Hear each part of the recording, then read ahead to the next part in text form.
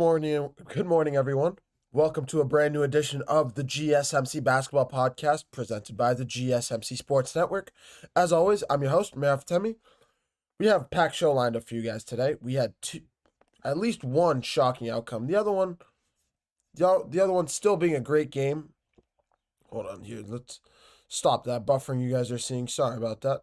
But we had at least one shocking outcome last night. Sorry, guys.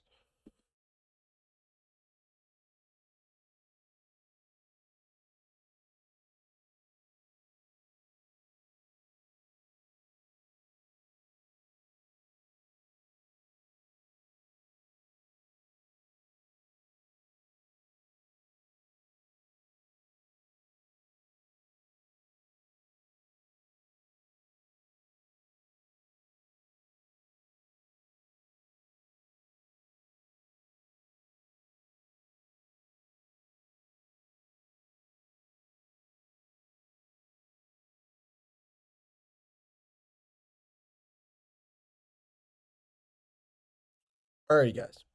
I think we're back. I think we took care of the buffering. Everything should be much better. Everything should run much smoother from here on out. I'm sorry, that was right off the get go. It was just buffering, and I couldn't see myself. I bet you guys could not see me. But right back to what I was saying, we had a packed slate of NBA games last night, starting with the Boston Celtics, of course, blowing another 20-point lead, going down 2-0, shockingly going down 2-0. Two games in Boston, dropping both of those, and the New York Knicks have taken a 2-0 lead now, going back to New York, have taken a commanding lead, and have all the momentum. And the Boston Celtics, a team that a lot of people had possibly going to the NBA Finals, is now on the brink of elimination. Game 3 is a must-win game. Going down 3-0 is nobody's ever come back from 3-0, so if they lose on Saturday night, that'll be the end of the series. But for now, this is what we got. The New York Knicks taking care of the Boston Celtics, going up 2-0 last night. We'll recap all those games, talk a little bit about Jason Tatum and how everything transpired the way it has in Boston as well as in New York. The other game, still a crazy game, do not get me wrong, just much less competitive, let's say. The Oklahoma City Thunder coming out, blowing the doors off of the Denver Nuggets right out of the get-go. Denver had no chance in this game. Scoring the most points in NBA history in a half. Just overall, it was not close. From start to finish, Shai Gilgeous-Alexander having a phenomenal game. Jokic trying his best to will his team back into this game, but getting into foul trouble early and not being able to cap it off. We'll discuss everything about this game, how the Thunder were able to do this, and are the Oklahoma City Thunder officially the number one threat or the number one favorite to win the NBA championship. We'll discuss everything about that game, as well as discuss what to expect moving forward in this series as it shifts gears back over to Denver, tied at 1 game apiece. From there, quickly, we'll talk a little bit about Steph Curry, his injury he sustained on Friday night, or on Tuesday night. Give a little bit of an injury update on him. Preview the series preview game 2 between the T-Wolves and the Warriors later tonight as well. And then to close out the show, got to talk about my main man, Shaquille O'Neal. He's not my main man. He probably doesn't even know who I am. But Shaquille O'Neal coming out, agreeing to be the next general manager for Sacramento State's basketball program, bringing in new high-class recruits and beyond. It's a phenomenal achievement for Shaquille O'Neal. We know he's an ambassador for the game of basketball. He continues to grow the sport, continues to give back to the sport as they helped him grow into the sport. He's helping give back to the younger generation. And this is his next step. There have already been reports on some 5-star recruits transferring over to Sacramento now, so we'll discuss a little bit about that and see just what is this, how does this all shake out in the NCAA basketball field. So, packed show lined up for you guys today, and we'll get into everything. But before I move any further, I'd like to remind you guys to please like and follow the show for more GSMC Sports Network content. Also, we get a number of questions for viewers that come in during the show, so to ensure that your question gets read on air, ask that you use the tips and donations link at gsmcpodcast.net. This puts your question at the top of the list so I see it, and it also really helps out the show. Again, the link is gsmcpodcast.net for all your questions and comments.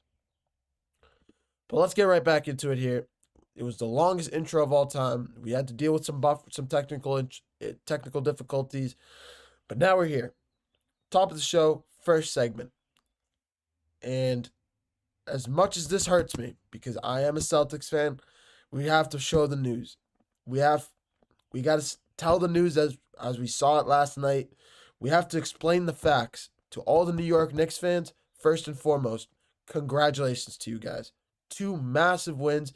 I know one of my best friends is a New York Knicks fan, and all I could do in the moment after the Celtics blew the lead, after Tatum fumbled that last possession of the game, I just looked over at him and I just said congratulations, and I shook his hand.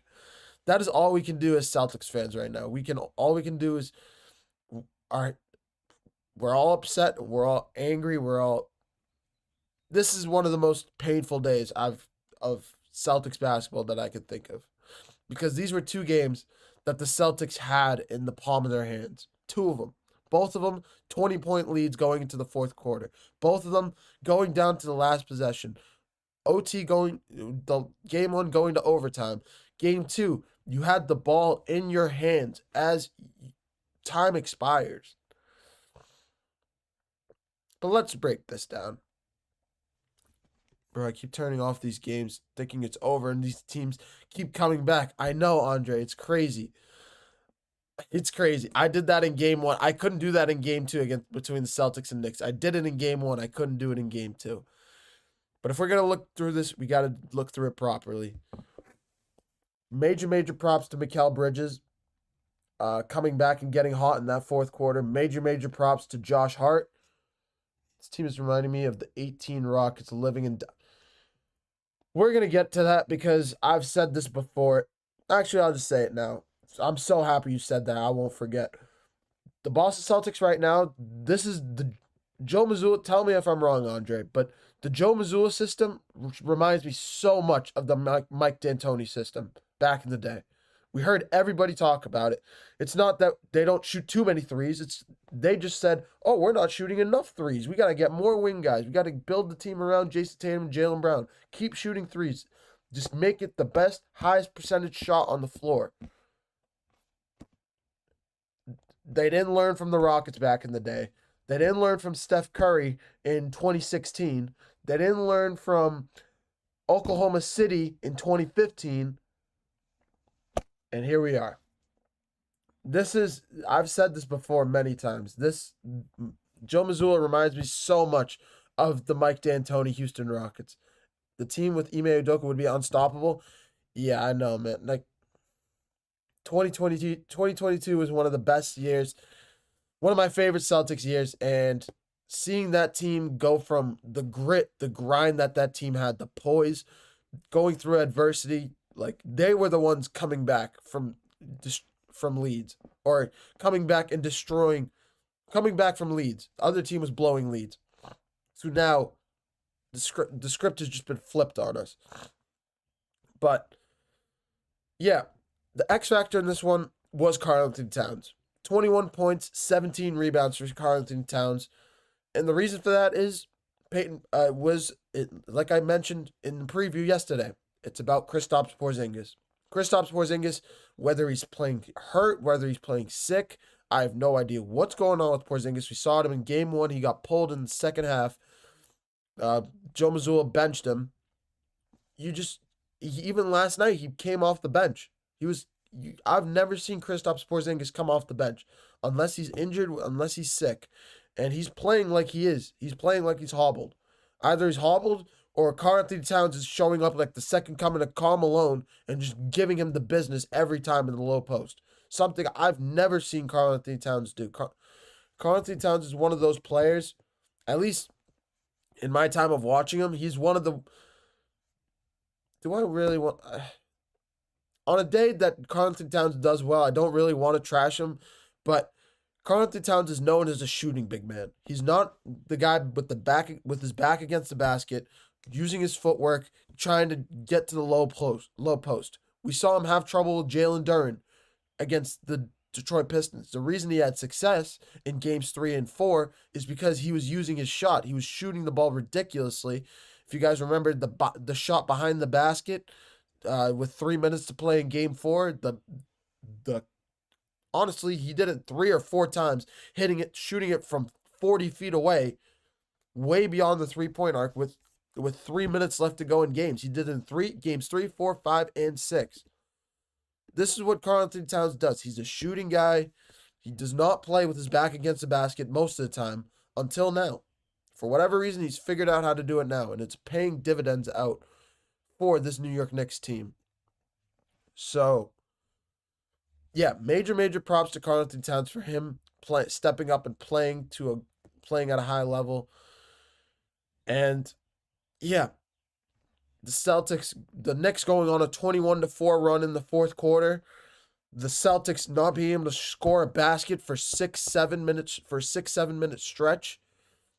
The New York Knicks with Mikal Bridges and Jalen Brunson not being able to miss a shot from 3-point range over that period.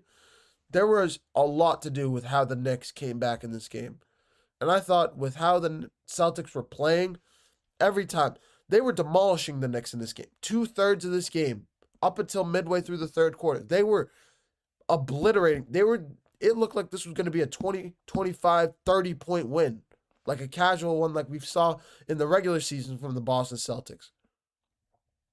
And for the script to be flipped the way it has, the way New York has fought back in this series, and the way Jason Tatum has crumbled in this series. And this is the last thing I want to say about this, because I don't know if there's going to be any time after I'm done talking about this. Jason Tatum, over the last 2 fourth quarters combined, just listen to these stats for me. 6 points, 0 for 11 from the field, 0 for 9 from 3-point range. 2 fourth quarters combined. And you're supposed to be a superstar talent on an NBA team. This is the Jason Tatum that has shown up in games 1 and game 2. This is the Jason Tatum that, for some reason, has forgotten how to shoot the basketball when your team needs you most. When your team is blowing, when the other team is getting hot, gaining confidence, and you need a bucket. The Cavs have Donovan Mitchell. The Thunder have Shai Gilgeous-Alexander. The Nuggets have Nikola Jokic. The Pacers have Tyrese Halliburton. The Knicks have Jalen Brunson. I think I said that.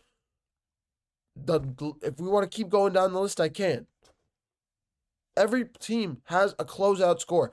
The teams that didn't have closeout score, even if you wanted to look at the Magic, they had Paolo. Even if you want to look at the Pistons, they had Cade Cunningham. Even if you want to look, maybe the team that didn't have that is the Houston Rockets. And where is the Houston Rockets right now? They're home. The Warriors sent them home in 7 games. The Knicks, this is the second round in the NBA playoffs. You had your warm-up round against the Orlando Magic. That Magic series was supposed to be a sweep, or at least 5 games. I think it did end in 5 games, actually. But still, that series should have ended early. And regardless of what happened, you won it, whatever. But this is a Celtics team that is not playing well at all. And there are teams that have come back from 2-0 down, but 80% of teams that go up 2-0 win the series. It might be the stat might be higher than that, actually. 80% does not sound right. I don't know what the exact stat is, but dropping both of your games at home, going down 2-0, going back on the road to New York, you're an experienced championship level team. But come on, man. And one last thing before this segment has gone on so long already. But one last thing before I close out this segment. We have to discuss Joe Mazzulla at another time more extensively. If the Celtics lose this series, Joe Mazzulla is getting fired. Simple. Plain and simple. This was one of the weakest teams. This is one of the weakest 2 games I've seen in my time watching the Boston. I don't want to say this is the equivalent of 2024 when the Celtics were down 3-0 against the Miami Heat. Even then, Miami outplayed us in the first 3 games, but every game was close. It wasn't blowout. It wasn't blown leads. It wasn't choking. It wasn't this. This is pure choking, and this is something I've never seen from the Celtics team. This is something I never expected to see from a star-studded championship caliber Celtics team. And Joe Mazzulla, this is not the first time. Game 1, you had a timeout in your back pocket with 15 seconds to play. In overtime, you decide not to use it. You decide not to use it until there's 3 seconds left in the game. Once again, today or yesterday, you had 12 seconds left on the clock. Jalen Brunson makes 2 free throws. You have a timeout in your back pocket to advance the ball. Your team is struggling to score the basketball, to muster any offense.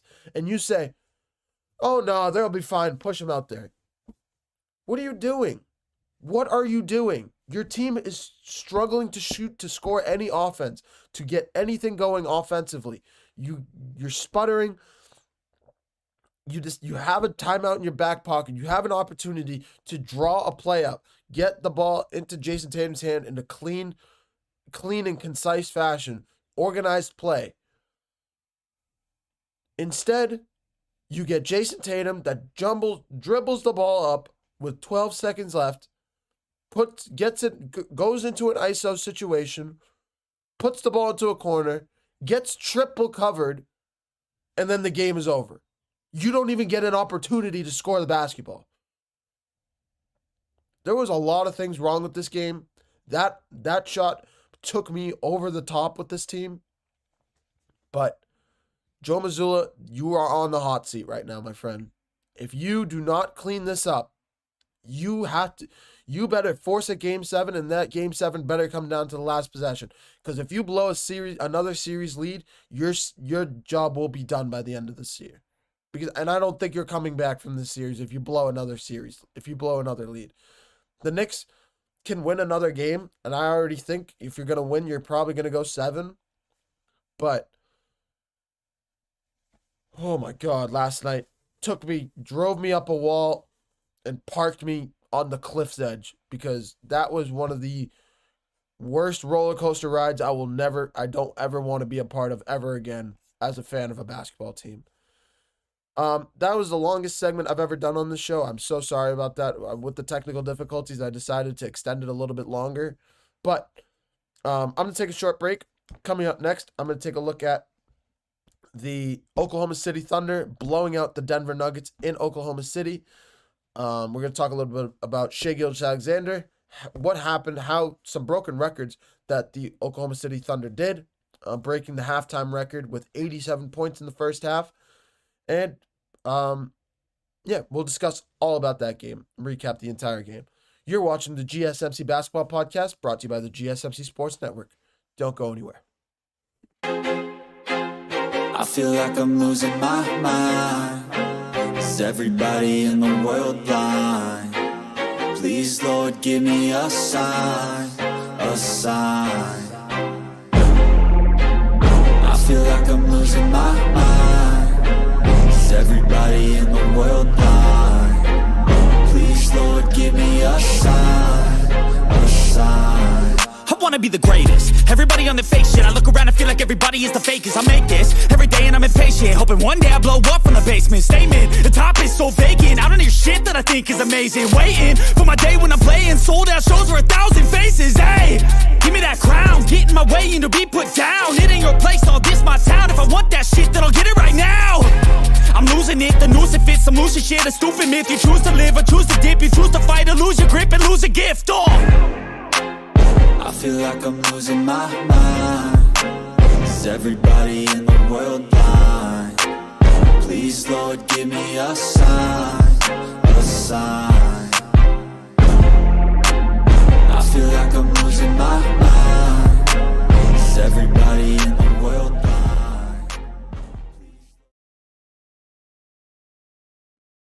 Morning, everyone. Welcome back to the GSMC Basketball Podcast, brought to you by the GSMC Sports Network. As always, I'm your host, Mehrob Fatemi. Getting into our next segment here, we're going to talk a little bit about the Oklahoma City Thunder blowing out the Denver Nuggets. And honestly, I felt bad for the Denver Nuggets because they did not play particularly bad. We'll discuss a little bit about that, but the Thunder, plain and simple, could not miss. They could not miss throughout this game. They blew the lead all the way up to 40 points in the third quarter, having over 100 points midway through the third quarter. There's nothing you can do against that unless you have... No, I'm not going to say it. I was going to say unless you have the current Boston Celtics team, but even then, we know they can't even hold leads. So never mind, they can go up to 100 points in a game in third quarter. So this is the state of the NBA right now, and everything is up for a loop. And the only consistent thing that's really been going on is the Oklahoma City Thunder, taking care of business time and time again. Even game one, it came down to a buzzer beater shot, a buzzer beater three from Aaron Gordon to put the Nuggets over the top. And yeah, the Thunder heard all the noise and came back and punched the Nuggets with the biggest haymaker they had early on that the Thunder couldn't come back from, or that the Nuggets couldn't come back from. So we'll recap everything about this game and talk a little bit about the broken records in this game. But before I move any further, I'd like to remind you guys to please like and follow the show for more GSMC Sports Network content. Also, we get a number of questions from viewers that come in during the show, so to ensure that your question gets read on air, I ask that you use the tips and donations link at gsmcpodcast.net. This puts your question at the top of the list so I see it, and it also really helps out the show. Again, the link is gsmcpodcast.net for all your questions and comments. And I've said it before, you guys are a big part of what we do here at the GSMC Sports Network. Let us know what we're doing well. Let us know if you have any questions in the comment section. And I love all of these comments, by the way, because it makes the show very much more interactive, makes it much less of me talking to myself. I love informing you guys and letting you guys know about the facts, but get my brain thinking. Let us know what you guys think in the comments. Let us know what you wanted to hear more of, and we'll continue to build our shows around you guys and what you guys want to hear. Thank you guys as well for all the support as always. But getting right back into the NBA world, we had honestly a massive win for the Thunder, a much needed win for the Thunder through and through. And that's all that really can be said about this one. The Oklahoma City Thunder absolutely blowing out the Denver Nuggets in game two. And it was a game that the Denver Nuggets never really had a chance in. Plain and simple. 149 to 106 being the final score.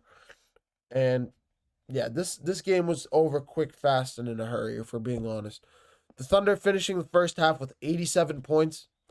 An NBA playoff record for points and a half. They were on pace for literally 160 to 180 points. At that level, who is beating your team? Who? I'm all ears. I don't even think the 2017 Golden State Warriors could win that game last night with Kevin Durant and Steph Curry on the team. So, major props to the Thunder. Wow. Eight Oklahoma City Thunder players getting into double figures last night. One of them with a double-double and Chet Holmgren with 11 rebounds. Just an all-around crazy game. Crazy stat sheet from the Thunder.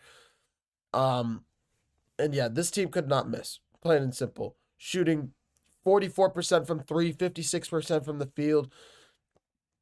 When you have almost over double the turnovers that the Thunder had, you're not going to win that game. The Thunder with 12 steals in this one. They were active on both sides of the ball, and they were everywhere. I turned this game off shortly after halftime, but yeah, this game was not close, unfortunately. The Jokic trying to do the best he could, willing his team back with 17 points, 8 rebounds, 6 assists. Quieter stat line from Nikola Jokic, but he also did get in foul trouble early on, fouling out of the game in the third quarter. That's what happens. When you're down in a game, you get aggressive, you try and drive to the paint more often. And it was really the play of the Oklahoma City Thunder drawing offensive fouls, getting the Denver Nuggets into situations they didn't want to be in, and beyond. Shout out to Russell Westbrook. He was the leading scorer for this Denver Nuggets team, a guy that continues to play well in his alma mater, the place where he built his career in Oklahoma City. And the fan base, we saw it in game 1, giving him a standing ovation as he stepped onto the court, as he subbed into a game. Overall, it's nice to see that the local Oklahoma City fans rejoice him, remember him, and he's a legend in Oklahoma City. So absolutely, it's nice to see that they remember him the way that they do. But yeah, this is more about the Oklahoma City Thunder playing at a level that a lot of teams cannot compare at. There's a reason why this team is known as the favorites to win the Western Conference and win the NBA championship. But I think it was a little bit of a close race between the Thunder, the Celtics, and the Cavs to start these playoffs.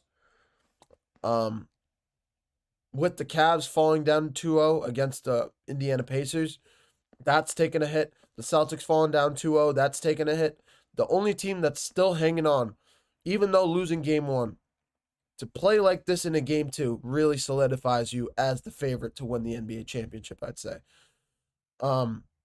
Overall, I don't think the series is over one bit. I think the Nuggets still have an opportunity to win this series. Going back to Denver, if they can hold the Thunder off shooting-wise, if they can play some better defense down the stretch, I think they'll be in a good spot.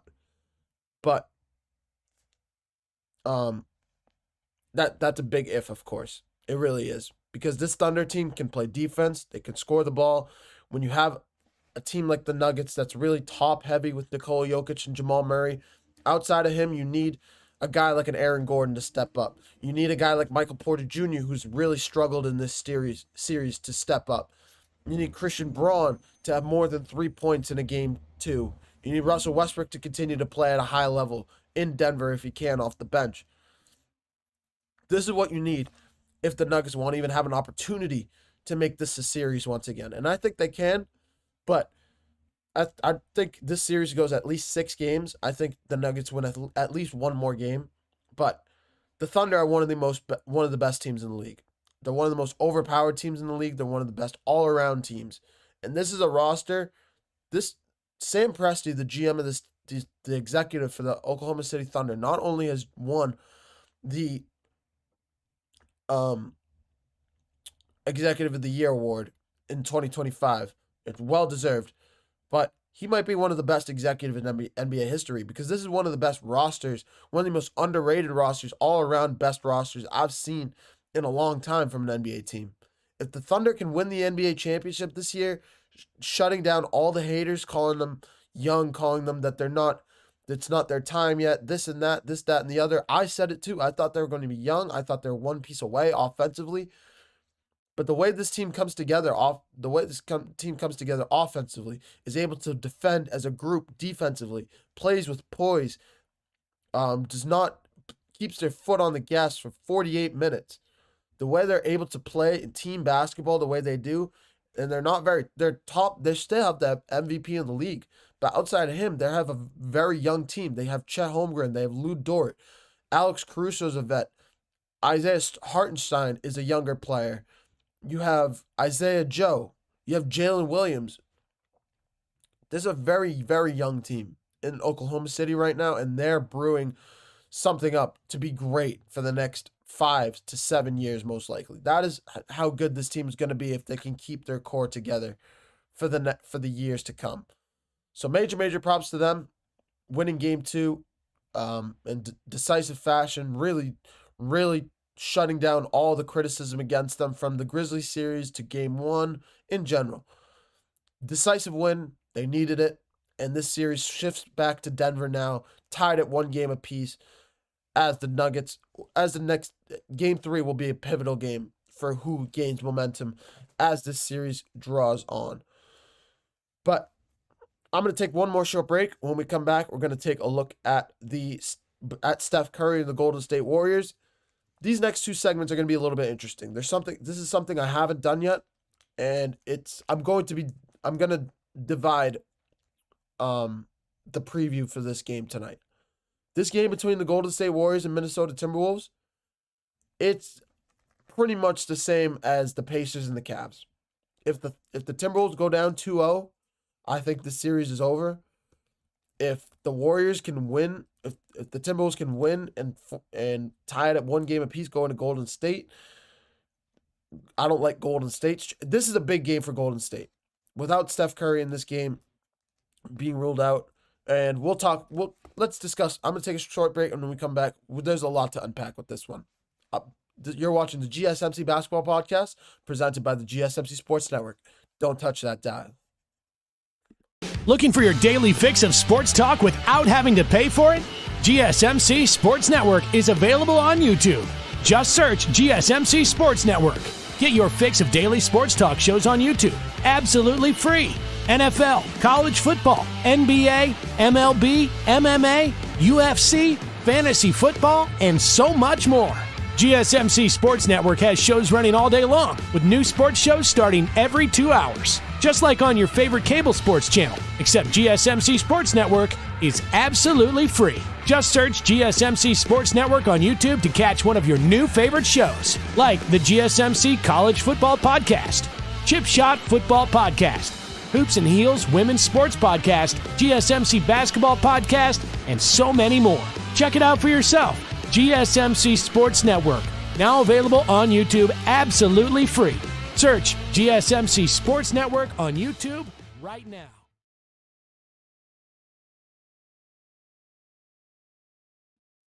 Hello, everyone. Welcome back to the GSMC Basketball Podcast, brought to you by the GSMC Sports Network. As always, I'm your host, Mehrob Fatemi.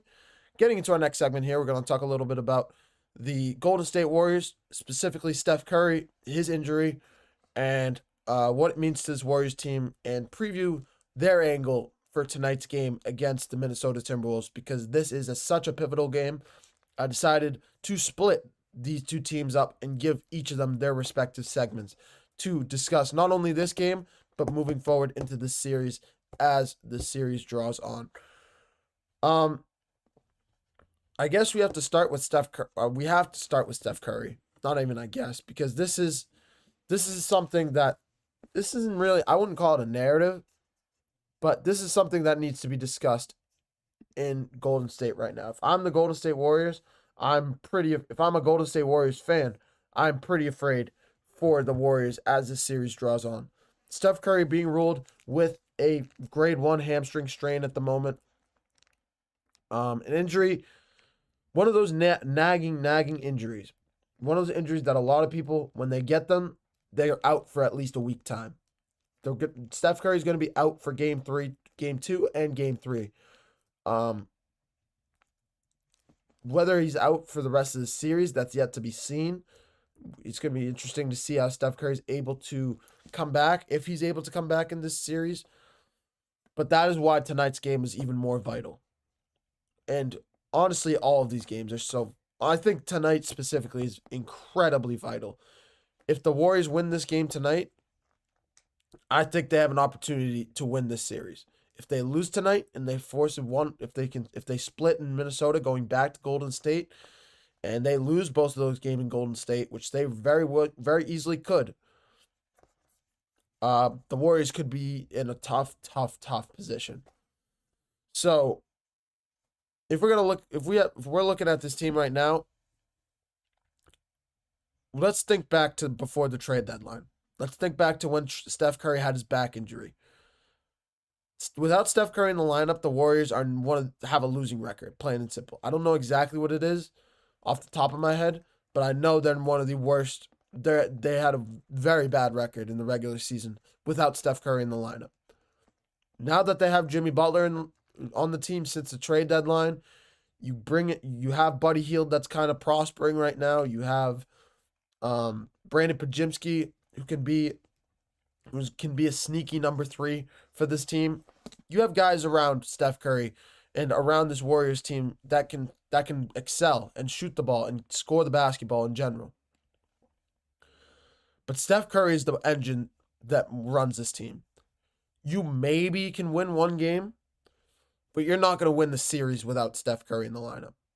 If you can win this game tonight, you at least force a game 6. And I mean this, I'm saying this tonight, like tonight could be the end all be all, but I mean that moving forward as well. I mean tonight just because of the momentum that you would have going back to Golden State. If you lose tonight, you not only lose a lot of momentum, you lose a lot of confidence, I'd say. Depending on how you lose tonight. And if you can win tonight, of course, you keep the momentum going, you keep the confidence in your team going, but you also have more of an opportunity for Steph Curry to come back as the series continues to draw on. That is the thing that is the point that I want to hit home in this argument. That is, if you're the Warriors, you are looking long term. You are not looking at this game. You are not looking in the immediate future. You're not looking in the next 3 games. You're looking at the next 4, 5, 6 games, because that is how crucial these games can be. That is how crucial Steph Curry is in the lineup, especially in a game 6 or in a game 7. But Steph Curry runs this team offensively. He is a big reason why they finished the season. Well, they finished the season with the record that they had, with the success that they had. He's a big reason why he kept the team afloat before the trade deadline, and it's a big reason why they brought Jimmy Butler in to give Steph Curry some help. But for a nagging injury like a hamstring, I could predict this team being without Steph Curry for the next till at least game 4. Game 4 at the earliest, if not game 5 back in Minnesota. I think that's more of a realistic timetable.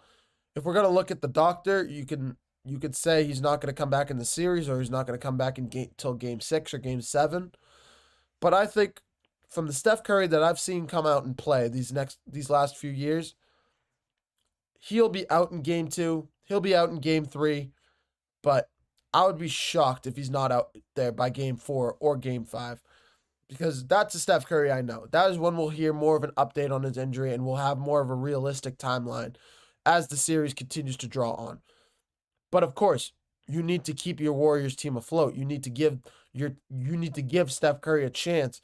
You can't put him in the 3-1 hole and ask him, "Oh, hey man, come out, help us out, man."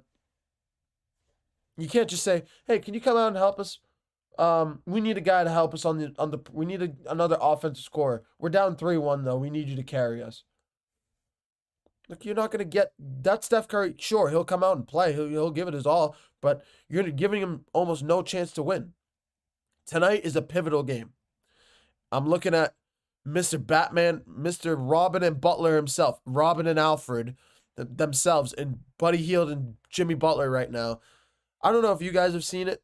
Those clips are absolutely hilarious. They're all over the internet right now. I was laughing last night watching the post game from game 1 when Jimmy Butler is saying, "Hey man, you're a shooter. You're not a cutter. Get out of my space. Let me be able to drive to the basket. You cutting into my space is not allowing me to get to the basket." And Buddy Hield's like, "All right, man, whatever you say." And they're just going back and forth in the press conference. It's hilarious. These are two players. This is the happiest I've seen Buddy Hield play in a playoff game in his career, I'd say. He's usually always got smiles. He's always one of the more competitive players. But Buddy Hield has played on a lot of bad teams. Was with the Kings for a while. Went to Philly, struggled in Philly even though they made the playoffs. They lost in Boston. They lost to Boston in 2023 in 7 games. This is the best we've seen this is the best we've seen Buddy Hield play in the playoffs, and this is the happiest we've seen him play, I'd say. With the most passion, the most joy, the guys around him, they all embrace him. Everybody plays with confidence. They play team-style basketball, unlike the Boston Celtics. And Jimmy Butler looks unbelievable right now. Whether you want to call Jimmy Butler Robin, whether you want to call him Alfred the Butler because his last name is Butler, this is a fun team to watch, no doubt. And I think with how they're playing, with the confidence that they're playing with, Draymond Green playing at a high level, with Gary Payton II playing actively on the defensive end of the ball, I think they have an opportunity. They still have an opportunity. And if they can win this game tonight, I think it could turn the tide of the series. I think they need to win either tonight or game 3 to avoid getting into a hole. If you go down 2-1 into a game 4, unless Steph Curry comes back, you're in a little bit of a tough spot. And on paper, you can say that's what you should expect. But I think that would spell defeat for the Warriors unless you get Steph Curry back, like I said, can win game 4, get it back to 2-2 going back to Minnesota. That is the only scenario that if you go down 2-1 that it goes well. So, yeah, that's the scenario. That's a situation in Golden State right now. Without Steph Curry, this team could be shot in the water, but let's see how that all plays out. Let's see how their team chemistry gets it going. Let's see what Steve Kerr schemes up. He's one of the best coaches in the league. He can win a team games. He needs to win one game. If he can win one game, I think they're okay. I really do think they'll be fine. Win 2 games, force a game 6, get Steph Curry back, even if you're down 3-2 going into game 6. Get Steph Curry back in the lineup and see what happens. That's the best. You just need to win one of the next 2 games. Plain and simple. But I'm gonna take another short break. When we come back, we're gonna switch gears. We talked about the Warriors tonight in a pivotal game 2. Let's switch gears over to the Minnesota Timberwolves. Take a look at them. Take a look at the keys, what happened to them in game 1, and as well as moving forward into the series, what to look forward with the Minnesota Timberwolves. You're watching the GSMC Basketball Podcast presented by the GSMC Sports Network. Don't go anywhere.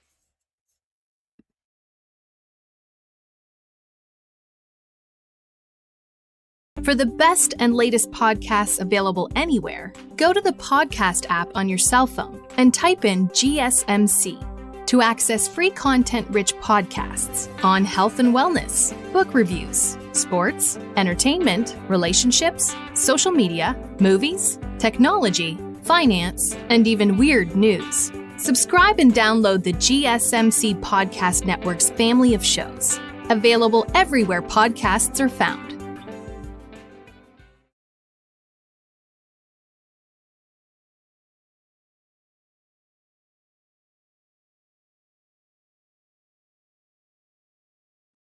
Hello, everyone.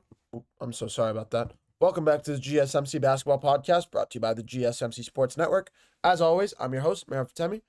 Getting into our next segment here, we're going to talk a little bit about the Minnesota Timberwolves, discussing their game 2 tonight, as well as the rest of the keys to what happened in game 1 and what they can learn from to bring into game 2 tonight. And yeah, overall, the keys. We're going to preview the rest of game 2 later tonight. First and foremost, I think we have to announce the elephant in the, well, there's 2 elephants in the room.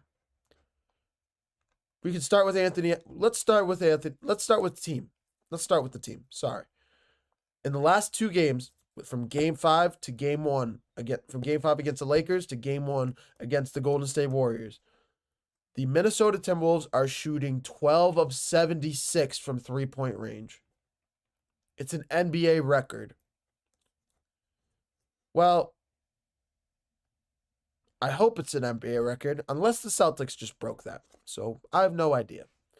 But over the last 2 games, this was before game 2 happened last night for the Celtics. I don't know exactly what the record is now, but that was a record in the NBA playoffs. And if that was announced by journalists in a press conference. If you guys can find that press conference, you're going to see Anthony Edwards looking like this. Just shocked. Shell-shocked. Does not know what he's looking at. Did not know that he had to be you could just see it on his face. His body language just saying, "Come again? You said what? We're down. We shot what percentage?" So I'm guessing I think his name's Allen. Coach Finch will have his team ready to go. He's probably having his guys just shooting threes all practice long these last 2 days. Anthony Edwards, that's the next elephant in the room. You had a great second half. Do not get me wrong. 22 points in the second half, really turning it on, making the game close, trying to get within striking range for your team to possibly go on a comeback streak in the second half. But Minnesota, Anthony Edwards, superstar. 1 point in the first half. 1. Anthony Edwards, you are a superstar in this league. I'm giving him the same treatment that I gave to Jason Tatum. Jason Tatum deserves worse treatment than you because you have played better than him throughout these playoffs. You had that 43-point game against the Lakers in Game 4. You still had a great game in Game 1. It's just that first half was a struggle for you, but you really came back in the second half and made amends for it. Please figure it out because the Minnesota Timberwolves need you tonight, especially. If you go down 2-0 in this series, going back to Golden State, regardless of if Steph Curry's in the lineup or not, you're giving Steph Curry an opportunity to come back and smoke you guys again. Because I don't know about you guys, but the Steph Curry that I saw come out in the first 2 quarters of Game 1 was smoking you. He had 13 points in 13 minutes. If he plays at that level and is able to score at that clip, you guys have a long series ahead of you guys if you guys are playing at that level. So these games are crucial without Steph Curry in the lineup for you guys. I'm talking to Naz Reid. I'm talking to Jaden McDaniels, of course, Anthony Edwards, Rudy Gobert, Julius Randle. Julius Randle, the guy that showed up against the Lakers and looked like a legit number 2 option, looked like he was having a comeback playoffs. This is the same Julius Randle that shot brick after brick in Game 1. Come on, man. We know the level you can play at. We know how good you are. Play at that level. Get your guys ready to go and be a difference maker on your team. If this team can win these next 2 games, well, it depends on if Steph Curry comes back in Game 4. But if you guys can win tonight, you can win. If you guys can win tonight in Game 2, can win Game 3, and depending on if Steph Curry comes back in Game 4 or not, if you can win Game 4 without Steph, you're pretty much win this series. I think. I don't think this Warriors team can come back and win 3 out of 4. That's just my take on it. But that's like you hold all the cards. Plain and simple. You hold the cards, you hold the keys to the kingdom. If Anthony Edwards can step up tonight, I expect him to have a bounce back game. I would not be shocked if we saw that 35-point Anthony Edwards performance, the vintage Anthony Edwards performance that we've seen many times before. But we need to see it. This is the night to show up and show out. This is the night to bring out that Anthony Edwards because they need you. Minnesota needs you. The Timberwolves need you. Your teammates need you. So, yeah, that's my take on it. I discussed a little bit about the Warriors side of things. I didn't really discuss about how they can win Game 2. If we want to touch on that a little bit, it's going to come down to the shooting of Buddy Hield. It's going to come down to the playmaking of Jimmy Butler and the scheming of Steve Kerr to get his team ready to go. I think the Warriors have an opportunity to win tonight. I'm picking the Timberwolves. I'm picking Anthony Edwards to go ballistic. I'm picking Jaden McDaniels to have a comeback game, to guard up Jimmy Butler pretty tightly. And I would not be shocked if the Timberwolves win this one pretty decisively. The Timberwolves, they're still one of the best teams in the NBA. They deserve the respect. They deserve respect. I don't know. Give them respect that they deserve, and moving forward, they'll win game 2, and then moving forward, every game becomes a toss-up once again. Game 3 is a major toss-up between these two teams, and whoever wins could win the series, really. Because if the Warriors win, you get Steph Curry back, and you have more of an opportunity to win the series. If the Timberwolves win, depending if they win game 4 as well, they'll be in the driver's seat in this series to move on to the conference finals for the second time in back-to-back years. But major props to them. And the Timberwolves have their hands full. They have to win tonight. Let's see if they can do it. I'm picking them to do it by 5 to 10 points. Anthony Edwards goes ballistic. Rudy Gobert has a double-double. And Julius Randle has a nice 15 to 20-point game. Plays well. Has a comeback shooting night. And the Timberwolves win this one pretty decisively. Yeah. I'll have more time. I'll have more to recap about this game in tomorrow's show as well. But coming up next, I'm going to take one last short break. Coming up next, we're going to take a look at actually college basketball. We're going to switch gears over to Sacramento State, who came in the news recently talking about Shaquille O'Neal becoming the general manager for Sacramento State. We're going to talk a little bit about his career, Shaquille O'Neal's career, what this means for him moving forward. Especially it looks like his time on TV is coming to a close, on broadcasting with NBA on TNT. We'll discuss a lot about Sacramento and what to expect from them in the NCAA tournament. You're watching the GSMC Basketball Podcast presented by the GSMC Sports Network. Don't go anywhere.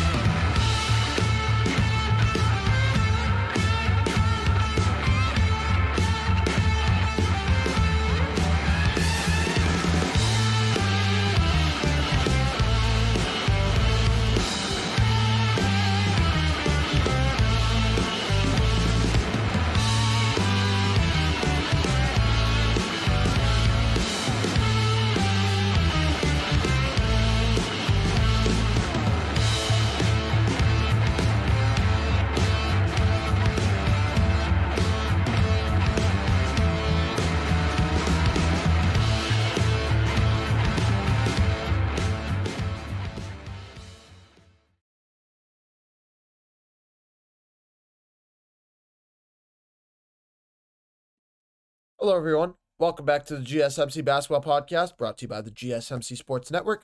As always, I'm your host, Mehrob Fatemi. Getting into our last segment of the show, we have to pay homage to the GOAT, the best center of all time, in Shaquille O'Neal. And funny enough, it doesn't have to do with him playing on the court. It doesn't have anything to do with him on the broadcast booth, with him and the guys on Inside the NBA, with Ernie Johnson, Kenny the Jet Smith, and Charles Barkley. This has to do with Shaquille O'Neal agreeing to become the men's basketball general manager at Sacramento State. A guy in Shaquille O'Neal who's we know him as the best center to ever live, the most powerful center to ever play the game of basketball. It's pretty much unanimous on that part, in that argument. But we've seen him be volunteer. He's volunteered to coach his son. He's volunteered to coach basketball teams. He's always been around the youth of the NBA world, the next generation. And for Shaquille O'Neal, it's a great sign for him.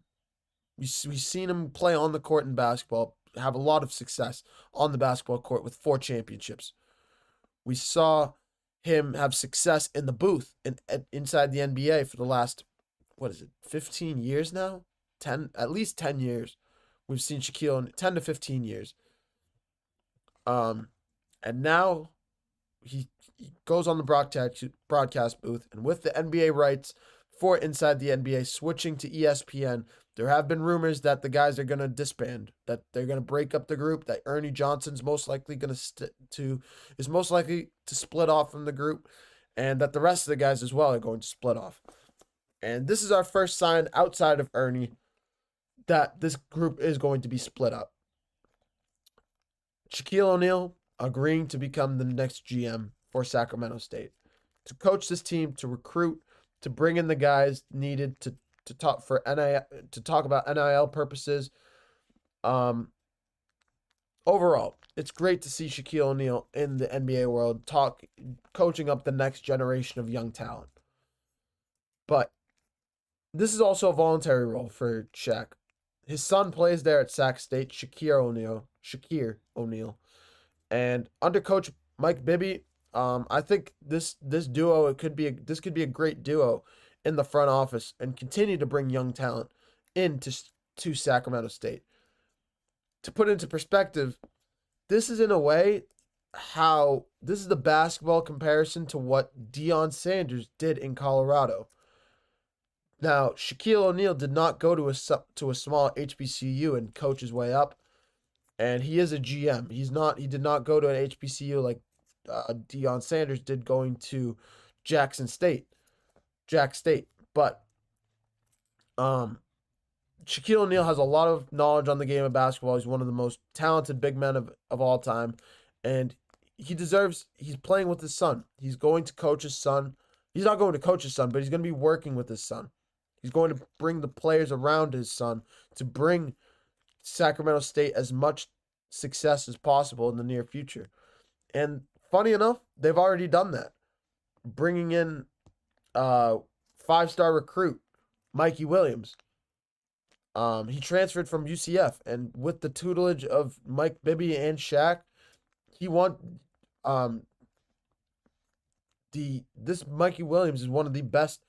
He used to be one of the best high school players in the country. He was a 5-star recruit. He is suffering from injury, and he has had a little bit of off the court issues, but he's still one of the best young talents in the league. And Shaq and this group will have him ready to go. I think this is one of those moves it's a culture standard. It's a culture changer. Shaq will define what goes on in Sacramento State from here on out for the next few years. Mike Bibby has a lot of years coaching in the NCAA. But yeah, this is more about Shaq coaching his son, or not coaching his son, but working with his son, bringing the talent around him, as much talent as possible, as they look to have some success in the March Madness tournament. Plain and simple, there's no other way to slice it but that. And for Shaq, if this is his final season in the NBA, working inside the NBA, it was a great career for him. It was a great career for him on the court. It was a great career for him in the broadcast booth, in the analyzer room. Now he's taking all of his knowledge that he's seen he's taking his knowledge from the Phil Jacksons and Kobe Bryants of the world. He's taking his knowledge from watching other teams GM and coach their players.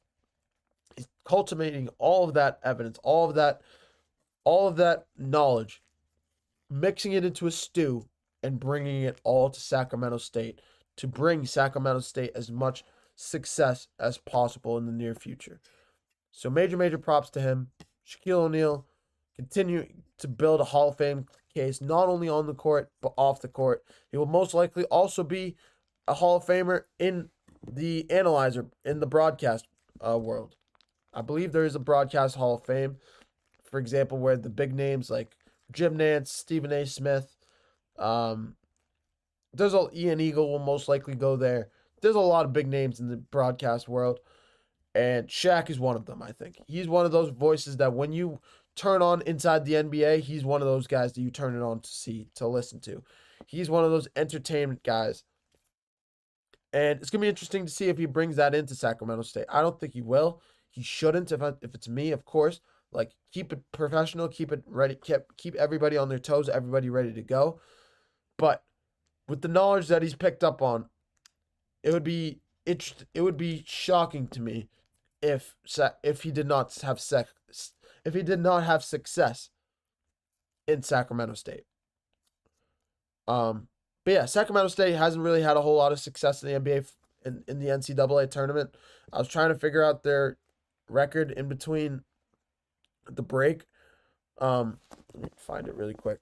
But overall, this is one of those teams that they don't have a whole lot of success in the basketball world. There's a lot of better teams. There's the UCLAs. There's a lot of bigger name schools around them, like UCLA, USC. Overall, there's a whole bunch of guys out there that have more success than Sacramento State. They have yet to play in the NCAA D1 tournament since moving up to the Big Sky Conference, but so that pretty much proves what I'm talking about. The last time they were in the Final Four, it was 1962. This is a Sacramento State Hornets team that this is Mike Bibby's first season with the team. I'm not expecting them to have a whole lot of success, but if Shaquille O'Neal can bring good talent and can bring 5-star recruits like Mikey Williams in, like the likes of Shaquille O'Neal, I think this team could have success. I really do. And they haven't made all those Final Four appearances that they had is on the D2 level. So they haven't made any noise in the D1 level. And it would be an unbelievable story if they did. This would be on par with Deion Sanders making the college football playoff if Shaquille O'Neal can pull this off. I'm not saying he will. I'm not saying he won't. It's gonna be. We'll keep an eye on it as the college basketball season kicks off, and as we have more time in the offseason, we can analyze their transfer room. But for now, this is the state of Sacramento State. They have an opportunity here to have some success, to build a culture in Sacramento State. It's going to be interesting to see if they take advantage of it. Because Shaquille O'Neal is one of those guys that can set the standard moving forward for your organization, for your team, for your transfer portal.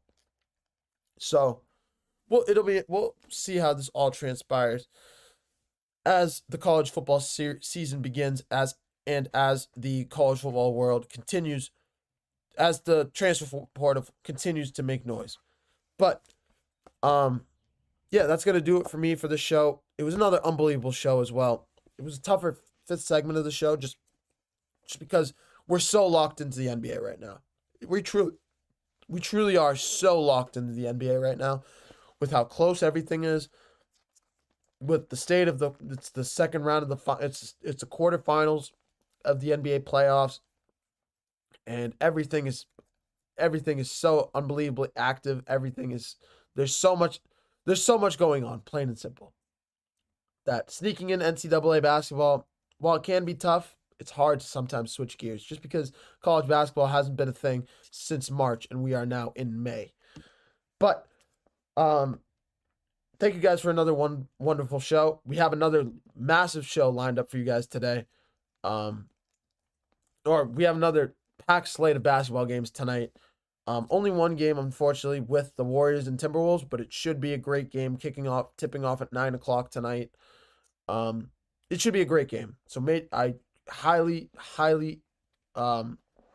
suggest that you watch it if you guys have some free time. If not, if you guys need a recap, you know the guy to find tomorrow at 9 a.m. as always.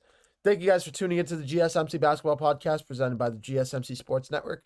Your support means a lot to us, so please remember to leave a positive review. Whether it's positive, whether it's negative, please let us know what you guys think of the show in the comments below. Let us know what we can improve upon. Let us know what we're doing well, so we can continue to build a good product for you guys and what you guys want to see more of. For more content and updates, please remember to follow us on Facebook, Twitter, Instagram, and TikTok. This is the host. My name is Mehrob Fatemi, the host of the GSMC Basketball Podcast, signing off. I hope you guys have a wonderful rest of your days, and whoever wins tonight, God bless. I hope you guys have a wonderful rest of your days. Bye-bye.